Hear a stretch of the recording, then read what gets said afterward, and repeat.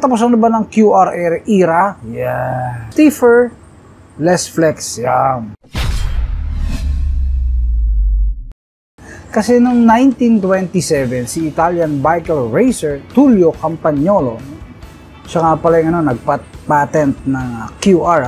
And also the founder of the company, Campagnolo, got frustrated when having to remove his wheel during races. So parang nainis siya, pagtatanggal ng gulong niya siguro, yung nire-wrench pa, Back then, you had to flip your wheel around to change gears since each side has single sprocket. Hindi ko alam yung tsura pero yun nga, unbolting and reinstalling the wheel was a pain. So, ang hirap nga naman, So, yung mga downhillers, nagtatanggalan na yung mga gulong, nag-i-snap na yung mga skewers.